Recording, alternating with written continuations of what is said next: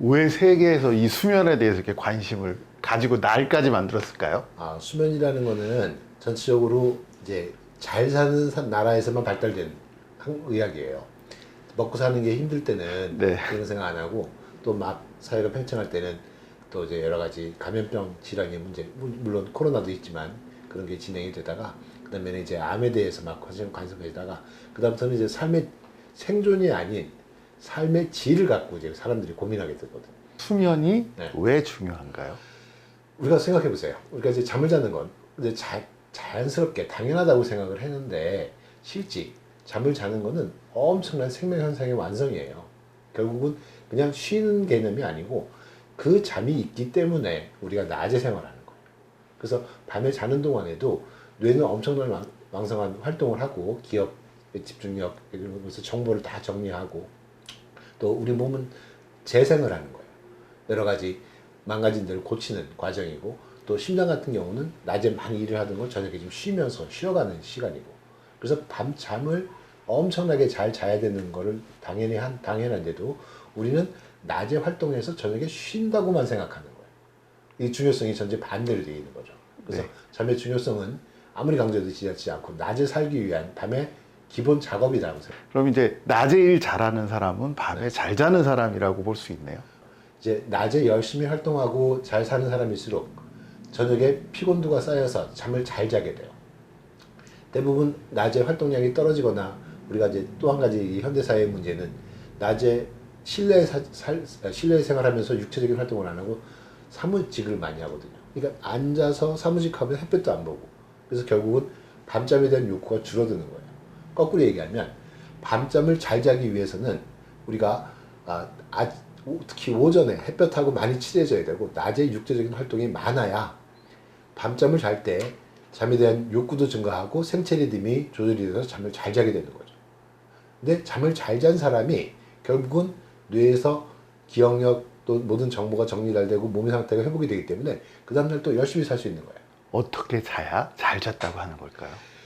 잠을 잘 잔다는 의미를 잘 이제 나눠봐야 돼요. 그게 뭐냐면 세 가지 충분한 조건이 있어야 돼요.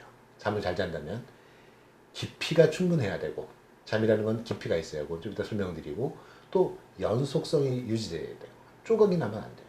그러니까 자다 깨다 이러면 안 된다. 되고. 그래서 깊게 자야 되고 연속적으로 자야 되고 또 한 가지는 자기의 잠 양에 맞는 충분한 시간을 자야 되는 거예요. 이 세 가지가 마저 떨어질 때 잘 잤다고 하는 겁니다. 근데 그건 사람마다 다 틀린 거죠. 그럼요. 얕은 잠, 깊은 잠 꿈꾸는 삶이 90분에서 120분 단위로 반복하게 돼 있어요.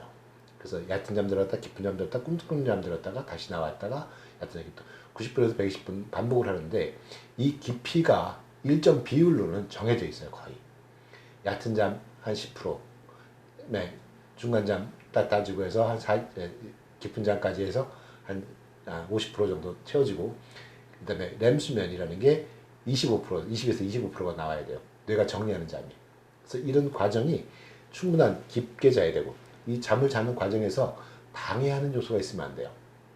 방해하는 요소라는 거는 흔히 이제 환경, 여러 가지 외부에서 시끄럽거나 밝거나 잠자리가 안 좋은 경우도 있지만 내부적인 환경, 스트레스, 우울하고 불안한 만행함, 또 실제 잠을 방해하는 호흡장애, 운동장애, 호르몬 변화 이런 것들이 다 관여를 해요. 또 나이별로 유전적인 요인도 관여하고 그래서 이 잠을 깨는 방해하는 요소가 없어야 이 잠의 또 수면도가 유지가 되는 거죠. 잘 자는 것도 복 중에 하나인가요? 그럼요. 근데 또 누우면 바로 잔다. 네. 이거는 좋은 건가요? 좋을 수도 있고 아주 나쁠 수도 있어요. 왜냐하면 이제 흔히 우리가 제일 많이 접하는 게 코골이 복종 환자들은 머리만 대면 자거든요. 근데 옆에서는 깨워서 왜 코골었나 코 안 골었어요. 근데 본인이 느낄 때도 있어요. 그 소리에. 이제 잠을 바로 머리대면 잔다는 거는 네. 잠이 고픈 사람일 수 있다는 거예요. 그러니까 잠량이 모자르니까 네, 그런 모자르니까 거예요. 머리만 대면 자는 거예요. 우리가 밥 먹을 때 배고프면 허겁지겁 막 먹잖아요. 레드 썬 머리만 대서 자는 사람은 네. 정말 좋은 게 아니네요. 그럼 얼마 정도 지나서 잠드는 게 가장 바람직한? 30분 내로 잠을 자면 돼요. 그런데 더 중요한 거는 잠자는 시간을 정하는 게 아니고 잠자기 2시간 전에 잠잘 준비를 하고 있다가 잠이 몸에서 잠자라는 명령이 올 때 침대에 가서 바로 자는 게 중요한 거예요. 무슨 말이냐면 잠은 하나의 의식이에요. 우리 제사상 재르고 순서가 있듯이 조상을 모시려면 순서가 있잖아요. 그것처럼 잠도 그냥 땡 하고 자는 게 아니고 잠자기 2시간 전에 준비하고 있으면 몸에서 잠자는 이제 욕구가 높아지고 생체 리듬이 조절되면 이제 그 이후에 잠이 빠질 때 잠자리에 가야지 잠을 잘 자는 거지. 그냥 어떤 잠자는 시간을 정해놓고 자려고 하면 절대 잠이 자는 게 아니에요. 생체 리듬뿐만 아니라 잠에 대한 욕구가 되게 중요한 거예요. 그래서 잠자기 2시간 전에 준비해야 될 아주 중요한 요소들이 뭐냐면 절대 2시간 전에는 긴장도를 풀기 위해서 조격이나 샤워를 하고 대신에 또 한 가지는 햇볕 밝으면 안 돼요. 그래서 형광등을 끄고 그다음에 그 간접 조명을 해놓은 상태에서 등을 기대면 안 돼요. 앉아서 소파나 의자에 앉아서 가벼운 책이나 음악을 듣다가 졸리면 침대 간다는 마음으로 한두 시간 앉아 있으셔야 돼요. 그 과정이 되면 잠자려는 욕구가 높아지고 긴장도가 풀어진 상태에서 생체 리듬이 잠을 재워주는 거예요. 내 의지가 잠을 재워주는 게 아니고. 그래서 자연스럽게 잠이 들게끔 만들어줘야 되는데 네.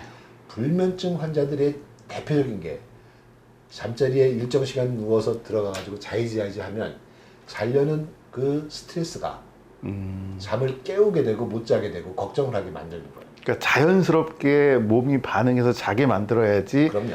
의지로 자는 거는 좋은 방법이 아니다. 생체 리듬은 유지가 돼야 되는 거고 잠을 자고 깨우는 건데 그 시작은 자기 잠드는 시간이 아니고 일어나는 시간이에요.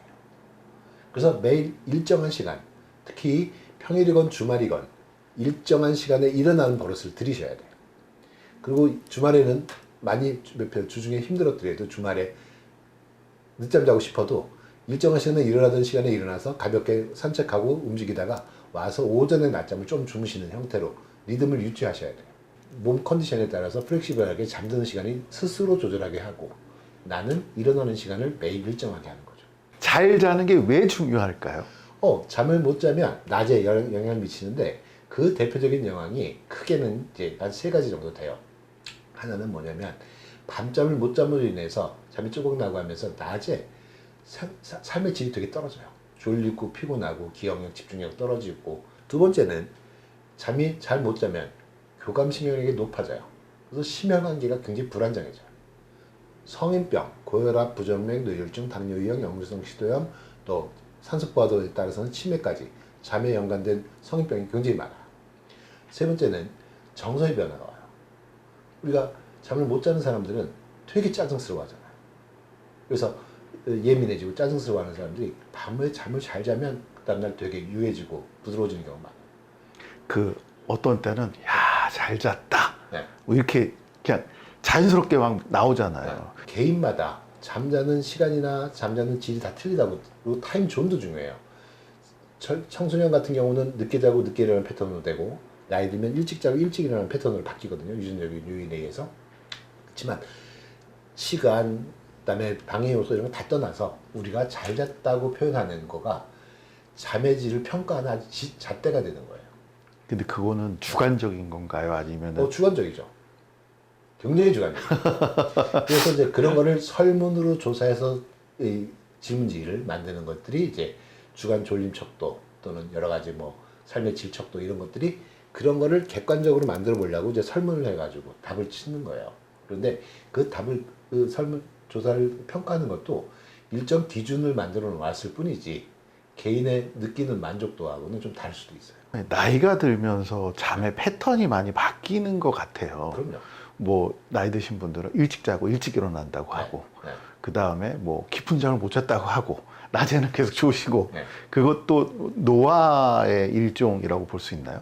노화의 일종이기도 하고 유전자의 장난일 수 있죠. 그게 생체 리듬이 그렇게 정해져 있어요. 우리가 태어나서는 24시간 중에 18시간 잠을 자게 만들어 놨어요. 그다음에 아기 때. 예, 아기 때. 근데 청소년이 되면 한 9시간에서 9시간 반 정도 자야 되는데 그 패턴이 늦게 자고 늦게 일어나는 패턴으로 바뀌어요. 그래서 청소년 애들은 조금만 해도 밤낮이 확 바뀌어버리는 경우가 있고 이게 또 이제 50대 60대 넘어가면서는 생체 리듬이 일찍 자고 일찍 일어나는 패턴으로 바뀌어서 유전적인 요인에 의해서 잠자는 시간대가 평생 조절이 되어 있는데 그거를 이해하기 위해서는 또 한 가지 이해해야 될 부분이 하나 있어요. 우리가 잠을 자는 거는 우리 의지대로 자는 거라고 생각을 하지만 햇빛에 의해서 조절되는 거예요. 매일. 아침에 일어나서 햇볕을 보면서 햇볕으로 시간을 다시 맞추는 거예요.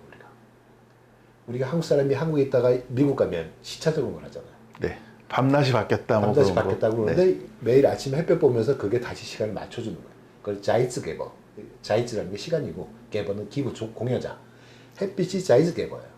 햇빛에 의해서 우리는 25시간 뇌 안에 프로그램되어 있는 25시간의 잠자는 리듬을 매일 24시간으로 조절하고 사는 거예요. 나이 들면 일찍 자고 일찍 일어나는 패턴으로 바뀌는 부분은 더 재밌는 부분이 있어요.